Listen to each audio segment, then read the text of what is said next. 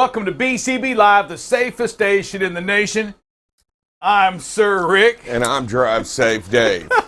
You know, Brett Baer from Fox, he's the best at that. I've been working on it too. I know Horatio Kane. He pulls it off like that with a purpose. I don't know. I think Horatio Kane's pretty good at it too from NCIS Miami. Hey, good morning to you. We're on a Tuesday. It's a little windy down here in Texas, but it's a little bit warm as well. We'll take it over those 30s and 40s that some of you may be experiencing today. Drive Safe Dave. I get home yesterday.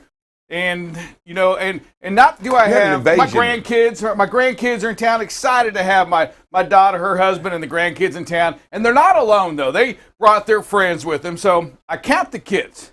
So we have 4 of my own grandkids. And then in the backyard, there's 1, 2, 3 more kids. All right, so that's 7 kids at Sir Rick's house. Yeah. And I'm like, man, I said, this isn't too bad. And they go, well, that's not it. The twins are upstairs. The twins. Twin babies at 8 months old. So 9 kids right now at Sir Rick's house. And my daughter asked me, am I going to work today? Oh, yeah? There's 9 kids. Heck yeah, I'm going to work. As fast as I can. No, it was an amazing night, though, yesterday. The kids were fantastic. You know, but so kudos to the parents as well. You know, my daughter, her husband, 4 kids, grandkids, and then the other couple, and 3 of their kids are adopted or they're what are they? The foster care. Okay. And just an amazing group of people that do that. And kudos to each and every one of you that are a foster mom or dad. Man, what a lot of work and patience and from mom and dad. Right. And you know, I personally, you know, Rebecca, who works with us as well, is also a foster mom, and you know, just unbelievable the outpouring of love and what they do. It's unbelievable. You probably would have been a foster kid if they could have found somebody to take you. You know, your mom got stuck with you. Just abandoned. Not even foster job, just abandoned. Couldn't even drop them off at the fire station. Hey, Drive Safe Dave. We had the DOE, Department of Energy. Fuel came out, and it comes out Monday, sometimes Tuesday. It comes out yesterday, Drive Safe Dave, at a record high. 40 cents, right? I mean, 40 cents. Yeah, almost, 40, 41 cents. It's unbelievable on the fuel, and we're going to dive into that because we had some questions come late last night, but I do want to see. So 40.1 cent gain it's the second largest in a 1 week period. That's unbelievable. The second largest. You know when the largest was? The week before. Oh, I thought 74.5 cents. I thought it was back all the way back to Kuwait. Yeah, it was all the way back last week at 74.5 cents. So it's just unbelievable. Dave, we're going to dive into that for a second. First, let's look at the freight because I think it all talks together. Dave, look at the freight where we are right now at 14,100. And again, I'm going to keep telling y'all it's still a lot of freight, but it's not what it was. It really is. It's kind of going down. And as we bring in the 3-year period, look at the difference between this year and last year in green. It's starting to really widen up a little bit. And when you go look at the full year, we say, okay, well, what does that mean? Well, normally we're right here at that 10,000 mark, right? And we're cruising way up here at 14,000 shipments. So we're still way above it. But is it going to do what it did last year? It doesn't really look like it's having the same trend effect from last year. It's still going to hang tight, right? We're going to be moving right along. And then, Dave, I want you to look at this. So freight is going down. Shipments are going down. And we look at that old rejection rate. Yep. Look at the rejections. Dave, we started off, this is a year ago. We look at a year ago at April 1-ish, all the way at almost 28%. Today at 16.69%. But what does that mean? You know, so Dave, I mean, when we think about the shipment counts going down, right, rejections are going down. Yep. That means that spot market pricing is also going down. Yeah, absolutely. The market's softening up. Absolutely. It's still heavy, don't get me wrong, but it is softening up. Those of you that live in the spot market, and we're going to talk about that, you're going to see what I mean by that. Dave, let's look at pricing on fuel. Let's go back a year again. If we look at fuel a year ago, see if it'll grab it. Here we go. All right, here's a year ago. We were down here in August at $3.35, $3.36 a gallon. That's about where we were. Dave, today at $5.13 a gallon. And I got a question yesterday, later last night, just asking a little bit about that. So I'm going to show you something here. All right. Because the question really was, well, Rick, can you explain it a little more on, you talk about the pricing, what it was in January, and you talk about the fuel, where it was, compared to where it is today. So here's what I did. I went back to this period right here. Woo! Hold on a second here. Let's get this fixed. I went back to, there we go. I went back to this period right here. July through October of last year, Dave, that's when that's when the pricing of freight was about the same as fuel. So it goes real similar. This is kind of where we were right here. All right, so if we take that right now, Dave, and we say, well, that was $3.35 a gallon at 6.75 miles per gallon, right? At 6.75 miles per gallon, Dave, that means we're spending about 0.496 cents per gallon.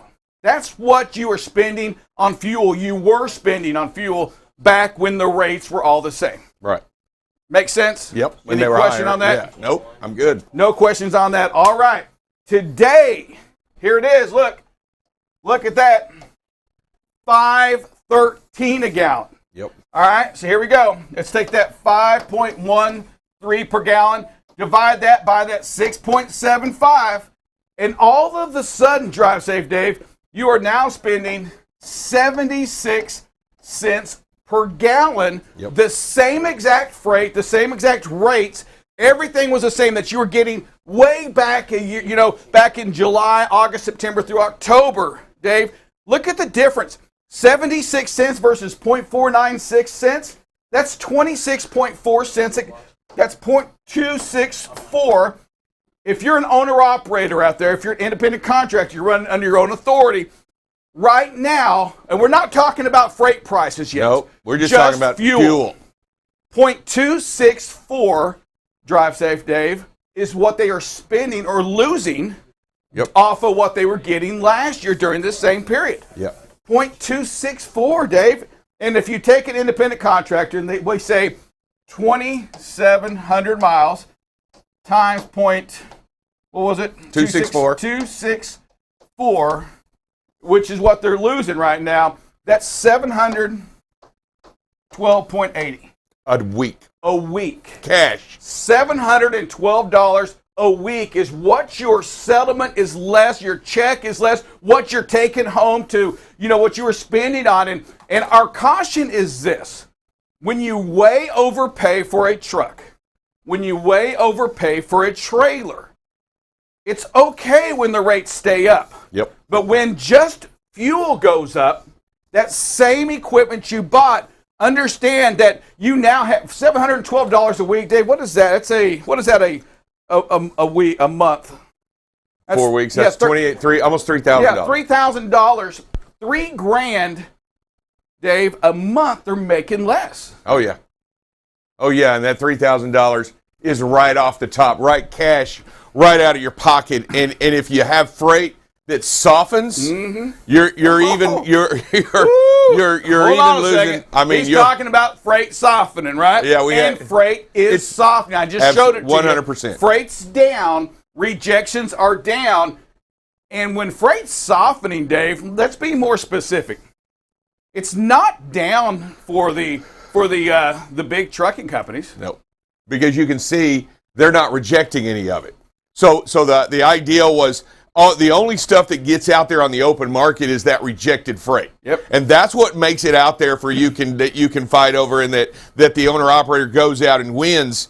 But when there is none none rejected, this all going in house. It's all staying in house. Basically, what happens is all these trucks that join the market are fighting over less and less loads. Yep. And when more trucks fight over the same load, the market drives it down, the price down, because I can sell it. Supply and demand, absolutely. Right? There's just a lot of supply out there. A lot of folks went out and bought a truck. Yep. A lot more trucks out there. And they got to run. Yes, they're going to have to run. They got to run. But there is a lot less freight out there on the market Correct. than there was, even if you go back to January. And Dave, you brought it up, and we're going to show it here. So we're going to put this back at 72.80. The market rate for the spot market, okay, and it's a percentage, but we are really close to about 0.26 cents less per mile than we were on the 10th of January. Which is almost identical. It's almost identical. So you double that up. $1,400. Just call it 14. $1,400 a week. A week on the same 2,700 miles. That you were running $1,400 2 months ago. Yeah. Folks, how does that affect you? It affects you right here. That's a week times 52 weeks a year divided by 12. You know your numbers, and that's at 6.75 miles per gallon. This is the thing. This number right here, this $1,400 a week that you got, this was what you based your budget on to go out and buy that truck, right? For sure. This is what you based on to expand your Dave, business. I mean, just think about it. We went out and spent a lot of money. We overpaid for a truck. Absolutely. I've got to have this money. Right. And the only way to get when this money goes away, it's going to make it difficult to pay that loan payment, to pay that note payment. Or the driver, or any of that other stuff to expand that you did when you budgeted your business. Yes. Any of those expenses that you incurred, whether it's a new trailer, a new truck, a new driver, or any of that stuff, a new building. I mean, there's going to be so many other ways in which you can spend your money and to grow your business. And then this is what happens. You get your $1,400 a week less per truck. And don't forget, that's per Dave, truck. Per truck. That's per truck. And don't forget, when I joined this market last year, I'm also paying top insurance premium. Oh, yeah. So you've got to get these rates have got to stay up. And although they are higher than they've been, they're very high rates on the spot market. Oh, yeah. Understand it's not what you were doing just 6 months ago. You're down $712 alone from that period. And then from January 10th to current, another 26. You're down a lot of money. Maintain your business, watch your business, make sure that you're watching your idle, David. This is the time that you've got to be expenses. And you should have been doing your best back here. Correct. You should have been watching your idle back when the times were good, right? Because it's hard to just turn it on and become Mr. or Miss Efficient. So Rick, let's be. This number right here that we're talking about, this $1,400. This is the number in which, even when we make dumb decisions about taking a load and then a certain load over another load, this cushioned us from being really great. It really did. And it made us under this false sense of, hey man, I'm making great decisions out there in the market because I'm killing it. Yes. Yeah, and I'm telling you, you've got to learn to make even better decisions as this number continues to increase, and this is the amount of money you lose a week. Yeah, I'm going to say this, Dave, and I'm talking to you out there, is that high fuel, low rates equals this number. And if you're not managing your business yet, you'll go out of business. Correct. This is a time that you've really got to strap down and make sure that, and hopefully back here, you didn't go out and buy a new house. You didn't go out and buy that new car. Correct. You didn't keep overpaying on some of these things, a new trailer. Right. All of these items are so high, and if you continue to buy them, if you're thinking about being an independent contractor right now, well, listen to me, don't do it yet. I don't believe it's the time because equipment for tractors, for trailers is high. Overpriced. The pricing is going down and the fuel's going up. Everything says stay at your company. Go find a company to go lease onto. Do anything, then enter in the independent contractor market with your own authority. We'll be back in about 60 seconds. This is BCB Live, the safest station in the nation.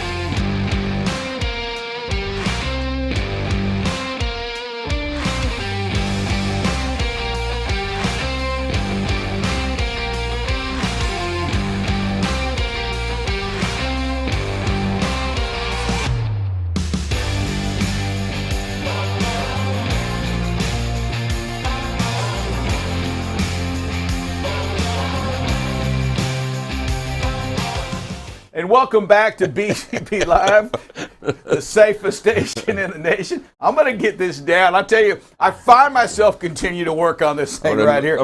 Hey, we have David Heller joining us today. David Heller is the Vice President of Government Affairs at the Truckload Carriers Association. Hey, David, how you doing, sir?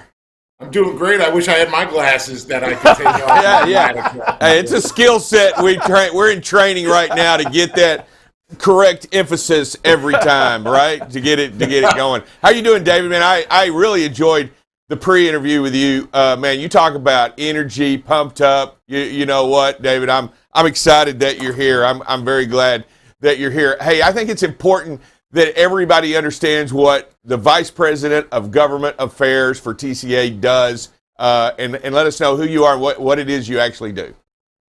Well, as Vice President of TCA, we represent a trade association whose sole focus is the truckload segment of the industry. So it's that long-haul trucker and large carriers, small carriers, all alike. We have members that range from fleets the size of 10 trucks to fleets the size of 30,000 trucks. So it's my responsibility to understand anything and everything, rules, regulations that are coming out of Congress, that are flowing through FMCSA or the agencies, and communicate those things to industry, as well as communicate industry's opinion to Congress and the agencies. So it's a jack of all trades, master of none, and keeps me busy almost on a daily basis. No 2 days are the same ever. Man, I could imagine Drive Safe Day. We will be at the TCA in Vegas the 19th through the 22nd as well. We'll be there as BCB Live, and our trucking company will also make its presence there again. We're excited, and when it comes to this year's TCA, it is what we're saying, we believe is the largest attendance in 15 plus years. Is that right? Oh yeah, attendance has gone through the roof. Certainly the largest attendance in 15 years. I think we're quickly approaching, if we haven't already, surpassed 1,500 attendees, which is monstrous for this event. And it's Vegas in March. Where can you go wrong, right? You know what? I was saying if you always bet on black, you might. What a great marketing technique to also tie it into the first weekend of the NCAA tournament. That probably didn't hurt anything, right? I can go to Vegas now. So do us a favor. Tell us the reason for the conference and why all these people are coming together for the TCA out there in Vegas. Well, first and foremost, it's a great opportunity to reconnect with some of your associates or relationships that you've had throughout the years. We've been through COVID. We went to Vegas in September, which was almost a precursor to this meeting, but we can talk about the issues that really matter, the issues that you're talking about on your show, to fleets and that matter to fleets and drivers alike, and talk about some best practices, share some opinions, reconnect with old friends. Also, it allows our motor carriers the chance to expose themselves to industry technology. Technology is coming at this industry by leaps and bounds. So it gets to a point where they have to know anything and everything that will help improve the performance of their fleets, whether it's safety performance, operational efficiency, productivity. All of these opportunities are going on in the industry, and this is that chance for carriers to understand and connect with what is really going on. Yeah, for sure. And from being at some of the meetings in past, let me tell you, it really is. If you're looking for a home, if you want to join the TCA, we're going to encourage you to go to their website as well. It is well worth it to connect with everybody in the trucking industry. And one thing we love about these conventions, and I do think it's one of the probably the coolest thing in trucking, is that we're really not afraid to share information on best practices. The only thing we really won't share are drivers. That's the only thing we really kind of hold tight to, right? Yeah, we don't want you to have any of our drivers. But it's pretty interesting. But what are some of the exciting things different this year as opposed to maybe in the years past? What are you excited about most this year besides the 1,500 participants? What else are you excited about? Well, Vegas. No, I'm just kidding. Vegas with March Madness, but my bracket's probably already going to be blown the second I show up. But I think I'm most excited about the fact that our policy committee meetings will all stand alone, meaning there will be nothing that interferes with them, no educational sessions. So our regulatory policy committee, our image and recognition policy committee, our image and communication policy committee, recruitment and retention, membership, they're all stand alone, which means we're going to get more membership interaction on the policies and issues that really matter to TCA, and we can streamline and better focus on ourselves with membership input that drives the policies of the association. So that's one of the things I'm most excited about. Anything and everything being involved in TCA, that's what I do on a daily basis. So getting the opinion of membership certainly drives that. We'll have some trucking in the round sessions where there are open discussion, open forums, if you will, where conversation and communication is encouraged. You said it yourself earlier, there's really no secrets in this industry. We protect the drivers because that's, obviously everybody's sacred ground. But at the same point, there are no secrets in safety, productivity improvements, things that help this industry move along and deliver freight in an environment which, quite frankly, we're the most important thing out there. We're delivering anything and everything that households use on a daily basis. The professional truck driver is essential. There will be a focus on that and just moving the needle on what the truckload industry has to deliver. Hey, we have 3 keynote speakers for this for the TCA as well. We have Ben Carson, we have Chris Tarble, and Hector Monsecker. So we have a politician / doctor, right? Yep. Then we have a FBI dude up there that's probably the most well-known. Then over here we have like a hacker. What a great group of people to have up there on the as our keynote speakers. Drive safe. I know you're going to be probably most interested in the hacker. Yeah, I'm going to be definitely interested in the hacker. And I'll tell you, I was thinking about it this year. How much more, and we're a big proponent of safety. That's what we do here. How much more involved is safety than ever before at these type of conventions? In their cell, and they're coming out with the information. You mentioned the technology, but how much more is it about safety than ever before? There's no doubt about it. If operations and productivity is number one, safety is issues 1A, right? It's tied right at the top, and it continues to be paramount. We as an industry are diving into a world of new technology that hasn't been around very long. 5, maybe the last 10 years at most. So, and we operated literally for decades without the type of technology we're operating under today. So technology and inevitably their enhancements are continually improving this industry. So safety becomes super paramount, to say the very least. You're talking about data points that you may never have been exposed to, best practices on how you can improve that safety operation. Remember, delivering freight from point A to point B and doing so safely is the mantra of the industry. It doesn't work if there's an accident, so you have to get involved in it. And say nothing to the fact, where, I'm sure you guys talk about equipment availability and things like that, and downtime. Maintenance is another key aspect of the safety practice, and certainly plays into that role, because you can't do anything if you have trucks are down. So safety is paramount. Protecting your drivers, making sure your drivers get back to their family, all highlight the practices and how it's more important than ever before. And in saying that, you've got technology like camera technology, telematics, the ELD that came to this industry, and the data points that they're generating certainly highlight what this industry has become about. Yeah, when we think about all the technology, so much of it really does try to focus on 2 things, safety and productivity. When it comes to that productivity side, one thing that we do know, and we've been talking about it now for years, but it's right up top, is the truck parking. What are you seeing with the truck parking as far as Congress and everything? Well, Congressman Boss had issued a bill about 1.5 years ago, and it was a great bill. TCA supported it. We were actively lobbying it on the Hill, and lo and behold, it didn't make it into the infrastructure. So it's kind of like we're playing catch up at this point. I was down on the Hill last week, actually talking about truck parking, as that they passed the appropriations bill, which opens up some of that funding toward the states to get some of this discretionary funding put in place to fix some of these problems. Truck parking is that number one issue that affects drivers out there on the road today. It's not salary. It is the availability of safe and secure truck parking. Right now, we're looking at an industry that has 1 parking spot for every 11 drivers. 98% have said they face problems finding secure and safe truck parking. So at the same point, here's an industry that we have dramatic improvements to make when it comes to safely parking our trucks. Now, the Boss bill had $775 million attributed over 5 years to create new spaces. And that becomes an issue because you talk safety, some of these drivers are operating out of compliance just to effectively find a place for their trucks. 56 minutes of every day, I think it is, they're losing to searching that, which equates to about $5,500 in direct salary that they're losing because they're searching for truck parking, not advancing the load. And this is that opportunity where we as a nation have to come together and support our industry and our drivers, because they are essential and they're delivering that freight.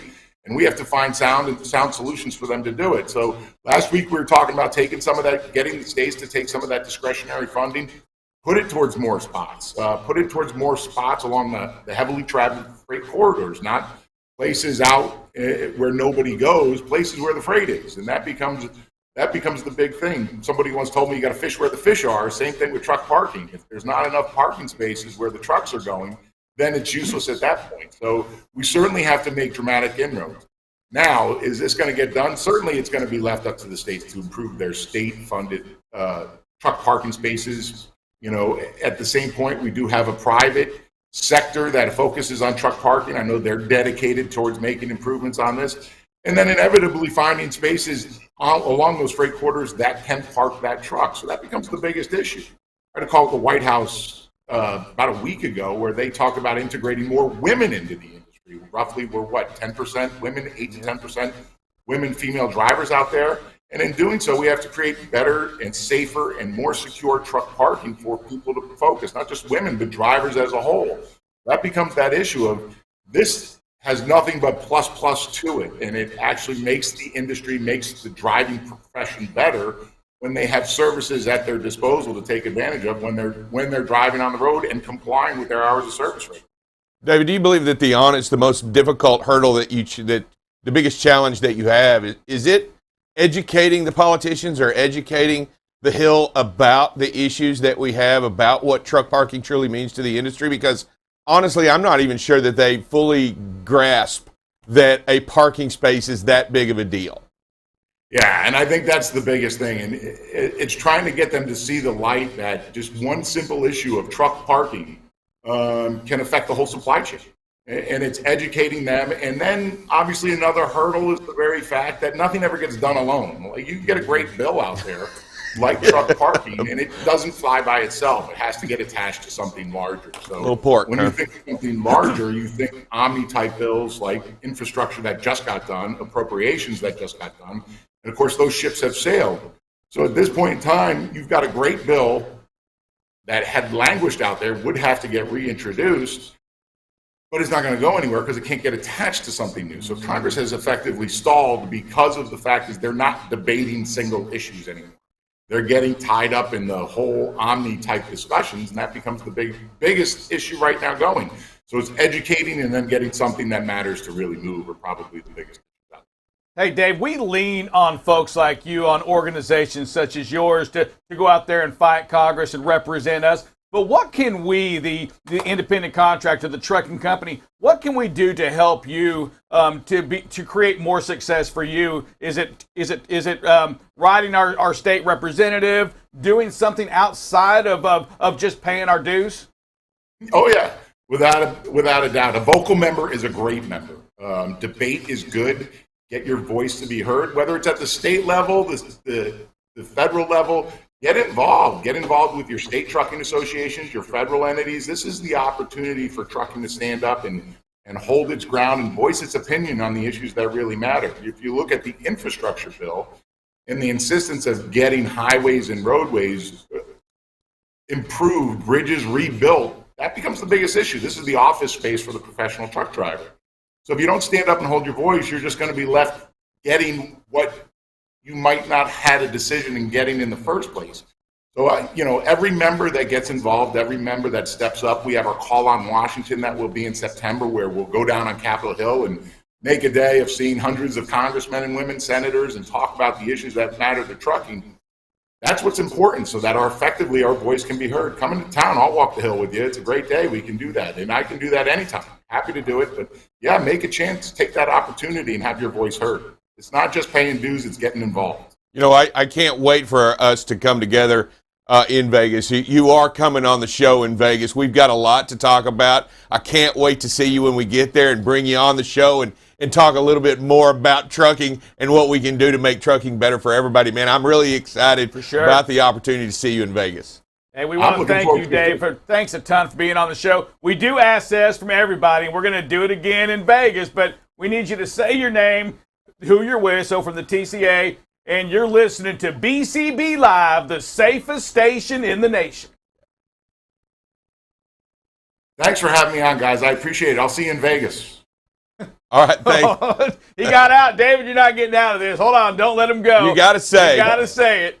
You got to say, I'm David Heller with the TCA, and you're listening to BCB Live, the safest station in the nation. I'm David Heller with TCA, and you're listening to BCB Live, the safest station in the nation. There Bam! you go. All right. We'll see you in Las Appreciate Vegas. you, buddy.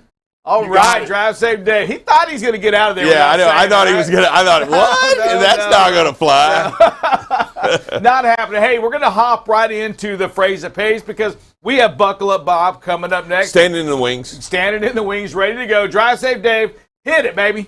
All right, here we go. Here is the phrase that pays. Make sure you write it down. Safety in the car, safety in the truck. Listen to BCB to get safety struck. One more time. Safety in the car, safety in the truck. Listen to BCB to get safety struck. All right, we'll see you in 60 seconds with Buckle Up Bob on BCB Live. The safest station in the nation.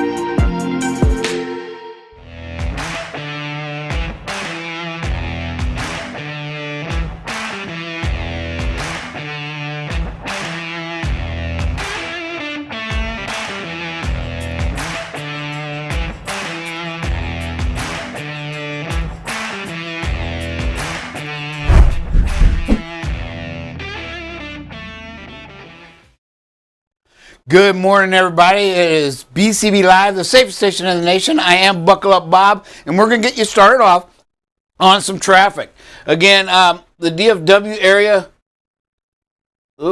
looks pretty good, but I cannot. All right, we'll just kind of talk about it a little bit.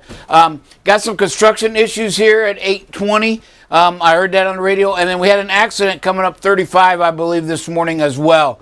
So, again, if you're coming in the DFW area, be mindful of and slow down, pack your patience, and we'll get through it, all right? The loops all look pretty good. There's a little bit of a problem up on the 635, up on the northeastern there near Garland in the Dallas area. So again, pack your patience if you're coming in the DFW area. 30 looks pretty good, east and westbound. 20 looks good as well. So again, you should be okay taking the loops and the connectors from Fort Worth to Dallas. As we go down to Houston looks pretty good as well. Again, 10, no problem there. That's typically an issue. There's a problem here coming up 69. Once you get inside the tollway here first, then as you get approach the other one, right on the inside loop, you're going near Bel Air on the northbound side. You're going to have some problems backing up right there, as well as 45 as you get into the inner city loop. As well, you could see some backups as you come into the Houston area. But 69 looks good, 45. They all look good coming in from the distance out. Once you get closer to the inside part of the city, Bel Air and North Houston, you're going to have some issues. So again, be patient. As we look into Kansas City looks great again today. A little bit of an issue down here by Lee Summit. Again, that's the northbound direction on 50. As you approach the loop, there's a little bit of a backup right there. But other than that, Kansas City, you've got a great commute this morning. As we look at Chicago, 80 crossing this Indiana-Illinois state line looks good. 80 coming up through Joliet from the west looks good as well. 55's clear at Bolingbrook. 88 east and west looks pretty good. A little bit of some white there, so you might have a little bit of a traffic, but nothing major near Aurora and Naperville. 90 looks good coming in from the north near Elgin and Schaumburg, as does 94 coming down south from the north as you get from Wisconsin area. You look good as you come into Chicago. But again, all the loops look great going around the city as well. 35 or 355 is clear and smooth sailing. As we look at Atlanta, Atlanta's always our issue, right? And it's pretty much the same today. Again, 85 southbound, major backup all the way past Pleasant Hill to the 316 merge point. We also have 20 out here by Stonecrest. In Lithonia, you've got some problems there, and that is on the westbound direction. The southern part of the loop looks good. The northern part of 20, from 20 to 20, all the way around, you're going to have some issues this morning as typical. And then 20, a little bit of a backup as you come in eastbound as you approach the loop. Remember, folks, if you're in Atlanta, drivers out there that you may not be aware of, it is a state law. You must take the loop around the city. You cannot pass through unless you are delivering inside the loop, then you can go inside it. Otherwise, you must take the loop around the city of Atlanta. We look at Nashville. Nashville, again, we got 24 northbound, always a problem. Again, a little bit lighter, if you will, because spring break, I'm sure. But a big congestion area here on 40 and 24, just southeast of the city. You can see it here near Glenview, Glencliff, Woodbine, all as you approach. That is mainly going westbound direction. So be mindful of that. And then again, we have our normal issue up here. Southbound on 24 as you approach that 65 merge point just northeast of the city. The loops are really clear going around Nashville, so that is going to be your best bet, as typically it is around these cities. But the loop is your best bet as you come into Nashville this morning. We look at Baltimore. Baltimore, again, the northern part of this loop is always the issue, and there's no difference there. You're looking at the westbound direction near Parkville and Towson. You're looking at the northbound direction over here by Pikesville, sorry about that, and Lockern. Both directions actually near Milford Mill, north and southbound. The big problem here today, it's usually clear. 95 you can see south of Arbutus as you approach the heading south towards the D.C. area. You're going to have a backup all the way from Arbutus down to Jessup. And then on 295, we have some issues here down here at South Laurel. These are all the southbound directions.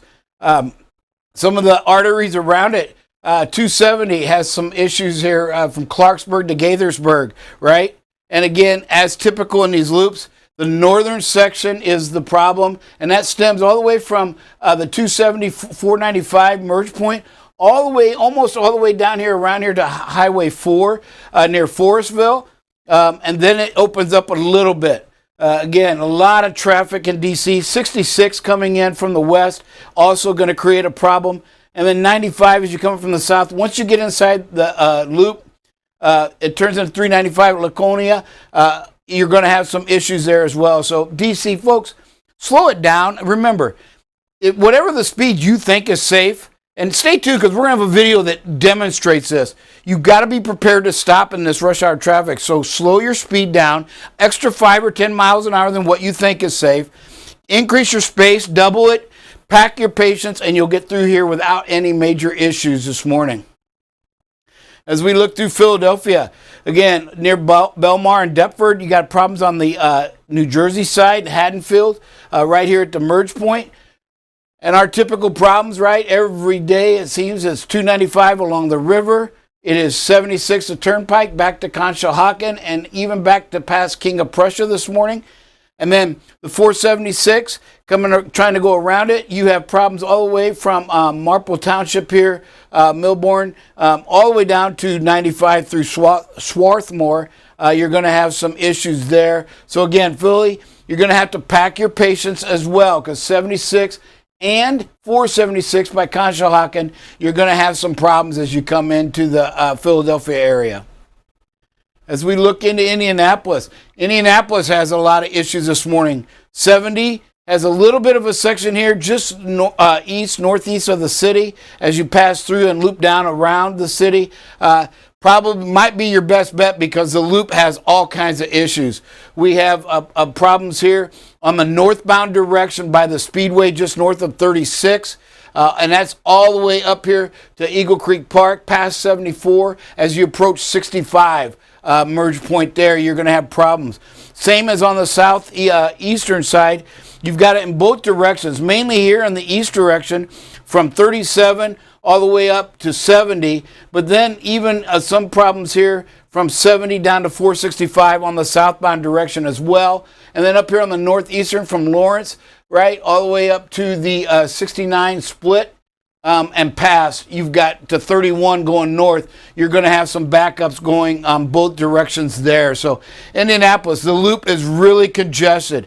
Be mindful of that. Be careful and increase your speed or space and slow your speed down.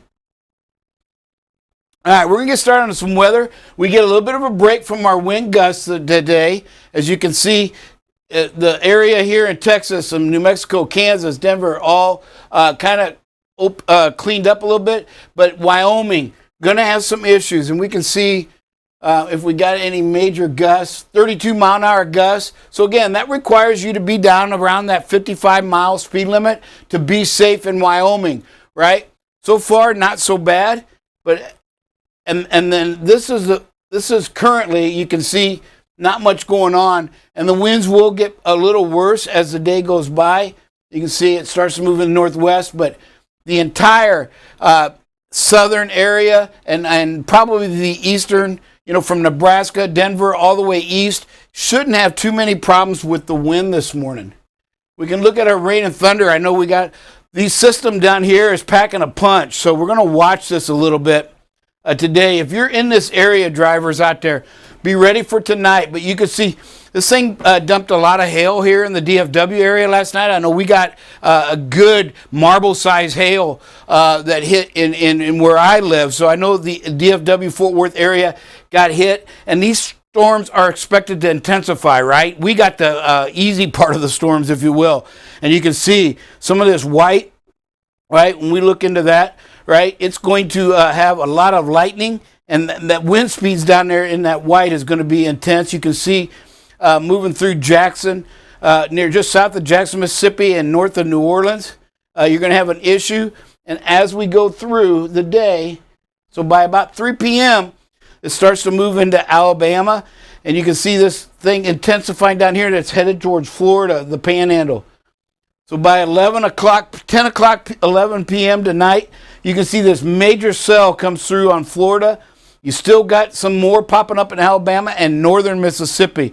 There's going to be a potential of tornadoes. Definitely going to have some strong winds and some hail. So drivers, again, we talk about planning. Plan your day to shut down maybe a little bit earlier so you can find that parking around these storms. You can kind of see 20 is going to be kind of hit here as you go up through Alabama. And then again, just right in that corner of that Panhandle headed towards Jacksonville. And then we got some snow in the west and the upper elevations. Not much, but then you can look to Wednesday, tomorrow around noon, Georgia, right? So again, what does that mean? That means probably Atlanta, who's always bad on our traffic. Tomorrow morning, try to plan around that because you're going to have some issues coming through Atlanta. And then Florida still has some lingering showers as well. Hey, we're going to take a quick break and be right back with some safety.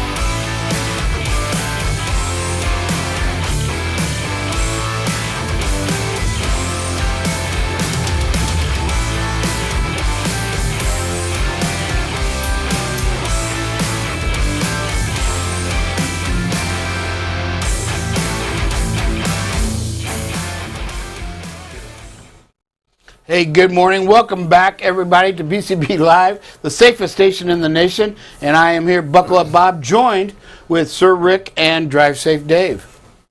There you go. Hey, we've been talking this week about safe lane changes, right? Yesterday we talked about leaving more space. We've seen some of the traffic conditions out there this morning. You got to leave more space. And then here today we want to talk about signaling your intention, right? We see a lot of quick lane changes in some videos that we've shared with drivers out there, and we want you to really focus on that signal needs to be on 3 to 4 seconds prior to you actually starting your lane change, not during it, flipping it on. I'm guilty of this. It's like, oh, there is open, put my signal on and then make the lane change. You need to have that on 3 to 4 seconds, and you need to leave it on till you through the completion of the lane change before you turn it off. For sure. And when you think about changing those lanes, you know, one thing that always helps me is Michael Jackson's song, Change. I'm gonna make a change for once in my life. I don't think about that It's at all. gonna feel real good. And then I turn. There you go. You got your 3 to 4 seconds. I just that whole verse right I there. just think of the safety and the life of others and go out there and try to make sure that those people are, going to make it another day. You are such a better man than most. So anyway, so communicate. That's really what we're talking about. Communicate your intentions and make sure everybody knows what's going on. That is correct, Drive Safe. And we're going to show some videos today. Again, we're going to start with some videos about some traffic issues that you have out there. And so while we wait for the videos to come up, there they come. Again, folks, this is great. Situational awareness. Be prepared to stop. Just pass that truck. Traffic is to stop. This is scary. And we talk all the time. The thing you got to remember, statistics show 1 out of 5 in that line that you're passing is going to jump out in front of you. So switching lanes, you have not eliminated the safety hazard, right? You've actually jumped into another one. You created one and you jumped into another one. This is super, super dangerous right here. Yes. I mean, if anything happens, and I'm not just talking about the truck that's driving, I'm talking about the situation with all of what we see here, this chaos. This is ripe for a major accident right here. Okay, so here's the scenario in which we're not prepared for. Number one, you're going to move over into the lane to the left. What if that truck on the left decides to move over at the same time you have no way to stop. You have no way to be prepared to stop. You have to genuinely get prepared. I mean, you should be now, you should be just slowing down right here. That's all you should be doing. Yeah, you're trying to shoot the gap. Yes. And you can't. It's too dangerous. It's too. Look at this right here. I mean, my goodness, and if anybody pulls out, let me tell you something. This is a 6, 7, 10 truck vehicle accident right here. Correct. Yes. You're gonna push them out. There's going to be traffic out. There's going to be multiple hits right here if this happens. Oh. Get at here some really nice job, right? Got our speed and our space, this driver does. And then look at backs off immediately. This is what we're talking about. Manage that speed. This driver has full control of all the space around him or her, and they'll be able to stop. I guarantee they'll be able to stop. They see the signal. The driver sees Great it. Job. I mean, just a phenomenal, great job. Textbook. This is what we talk about right Yes. Again, hey, just a reminder, it's tailgating. It looks like, I know in part of your driving habits, you got the signal coming on. Great job slowing down. But remember, this is tailgating. Count your seconds. We've talked, drivers have shared on the show that's one thing they do is they'll count out loud to themselves. 1,001, 1,002. And you've got less than 2 seconds. That's not a safe following distance. But again, good job reacting to the signal and slowing down, and then was able to stop. And technology is going to help you out there, drivers. Again, situational awareness. I hate these two. You're scared about them. And then you're wondering, why is he getting to the shoulder? Well, this is great situational. There's an oversized load coming down the other direction. Good job there. Really got over way early. Made sure that vehicle coming the other direction knew they had plenty of room to operate. And you know what? Those shoulders can be dangerous, but the driver knows what he's on. And by him moving over or her moving over at this time, it gives others behind the driver a chance to see what they're also looking at. It kind of gives somebody a warning, says, hey, something's up ahead of this guy. Yeah, and what I really like too is the speed came way down. When they got to that shoulder, just like you mentioned, Sir Rick, it can be dangerous, and the speed comes way down. You can even see it in the video. The speed comes way out down there until it's clear to get back on the highway and pick it up. Good job. Again, our traffic lights, we've seen the first video. That merge point has just got to be treated like a traffic light. Great job here by this driver. Prepared to stop at a stale green. Plenty of distance back. Other cars ran it. Not a problem. This driver helped make this intersection a safer intersection at that moment. Great video. Man, just some great ones. And again, that first one that we saw, that was a scary one. And that was. And when you think about what you're doing out there on the road, these are exactly what we do. This is exactly what we speak of and speak to, is that very first video. Mm-hmm. Those are the things right there that Dave and Bob, if an accident happens here, there's a good chance that we're going to lose a life. There's a good chance we may lose more than one life. There's a good chance that at the end of the day, even if we don't lose life, which would be a great thing, is that now we've hurt, or there's been 10, 15 trucks or vehicles involved in a pile.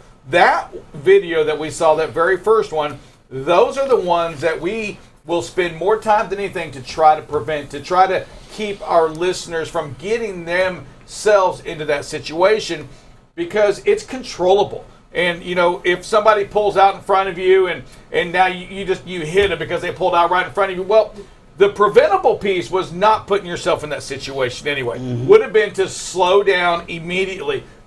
Slow down. That should have been the very first thing that happened on that video. Yeah, and it wasn't.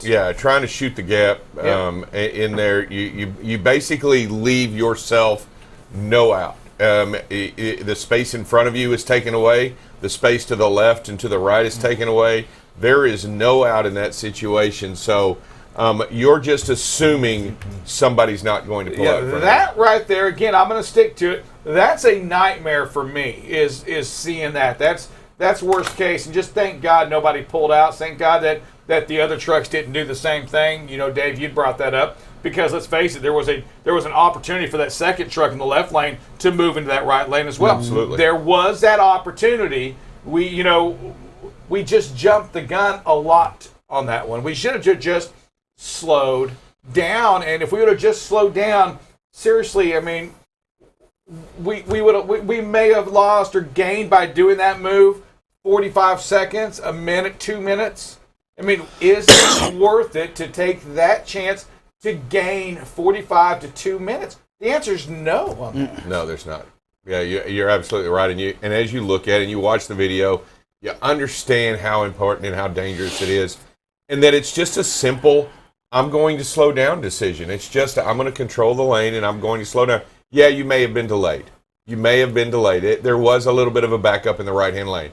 You may have been delayed. But the alternative is you're chancing on gambling on other people's lives by doing that. Delay versus loss of life. I mean, when you put it in that, you can't. And, you know, you said so many good things there. And just this industry, we talk all the time about, you know, got to protect life. You have to protect life. And Sir Ricky, that's the first thing that jumped out at me was, that's not a one or two vehicle accident. That's probably a minimum of 7 to 10 vehicles involved in that, because even those that don't come in the lane are going to be affected as the debris and the cars and the trucks start flying different directions. Yes.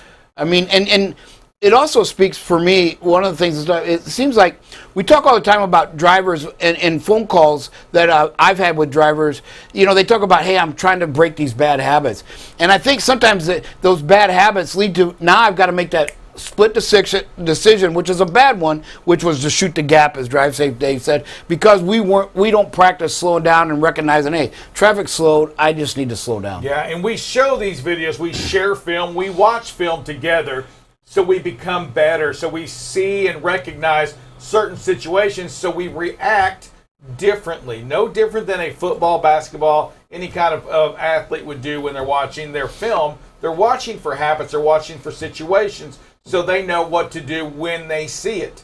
And when you see this video, what you should take out of it, you know what? If you're a listener out there, when you see that video, hey, what's your takeaway for yourself? You know, I'm not asking you to grade that video, to talk, but hey, when you watch that video, and if you can, Jack, show that very first video again. When you watch that video, what have you learned from that you can take and actually apply to make yourself a safer, a better driver? If you can, raise your hand, type it out. Let's get involved a little bit, because this is why we show these videos. Yes, sir. So, Jack, got anybody, any hand raisers out there? We got a couple. Here we go. All right, we got Alan Arnold. Hey, Alan, talk to me, sir. Good morning. Hey, good morning. Hey, looking at that video, okay, I'm going to take it one step further than what Dave said about a way out.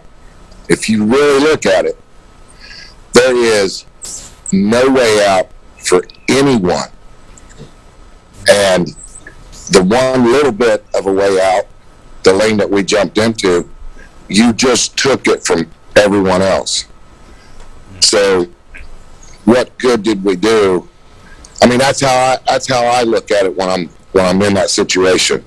Okay, am I going to take away every way out there is from everyone else? It's not only about the way out for yourself; it's the way out for everyone around you. That's what I got on that. I appreciate that, Alan. Great point on that. So, Alan, one of the takeaways he took from that video is that, hey, that lane that we went into, that was everybody else's get out too, right? That was their way out on that. Something to think about when you get across that situation. Hey, Jack, who else do we have, sir? All right, we have Mr. William Criddle. Hey, Will, how you doing, sir? What's up, Bill? How you guys doing this morning? We're doing wonderful, sir. How are you doing? All right. What I took off the video is the truck. Why are you passing that truck on the right-hand side anyway? Slow down, get behind that truck, then you just solve all the trouble. Yep.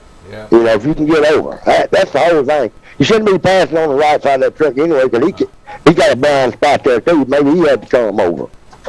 Great point on that, Bill. I mean, yeah, we didn't even talk about that, but that's a great point on that. Is, you know, when you find yourself having to do things you shouldn't do, you're probably in the wrong situation. And again, things that we can look and learn from these videos that we show. Jack, we have anybody else? We do. We got David Mason. Mr. Mason, top of the morning to you, sir. Good morning, gentlemen. I was just going to say, you know, I've been out here a long time, and I know what's going through that guy's head. But, you know, instead of doing a double deal, because I'm going to tell you right now, he's cussing Snyder as he's passing on, right? Because he's saying, you know, why are you in the middle lane and you're not even doing the speed limit, yada, yada, yada. Okay, well, that's all fine and dandy, but you can have that in your head at the same time and be safe. I mean, we don't have to. Don't let that mindset. That's that road rage, and when you let it override your common sense, you do stupid things on top of having that in your mind. So we got to remember that even when we get that mindset, even when people do things that upset us, you've got to calm down. Do it in your head. You know, yeah, cuss the guy out in your head, whatever you got to do. But don't let it override your common sense and then do something stupid with your big 80,000-pound truck that you could kill people with. Man, great point on that, David. Thank you so much, Mr. Mason. And David, he brings it home right here, talking about, you know, probably what could be going through the driver's mind. Great point again, something we didn't even talk about, but you're absolutely right. You know, the whole time you're like, dude, why are you in the middle lane anyway? I'm going to have to pass you on the right-hand side.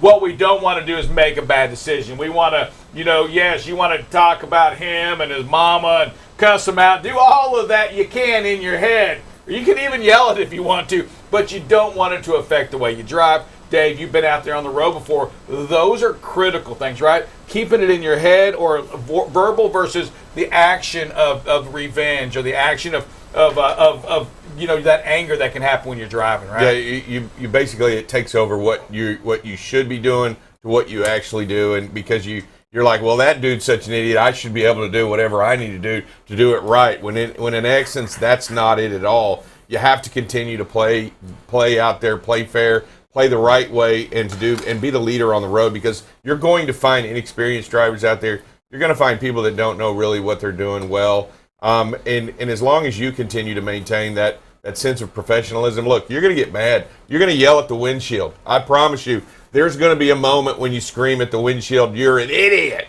Okay, I get that. But don't let it be you behind the wheel being an idiot after you drive. Great show today. Great information. We appreciate all the participation from each and every one of you. Our dear Heavenly Father, we thank you once again for just having this ability to talk to as many folks as we can.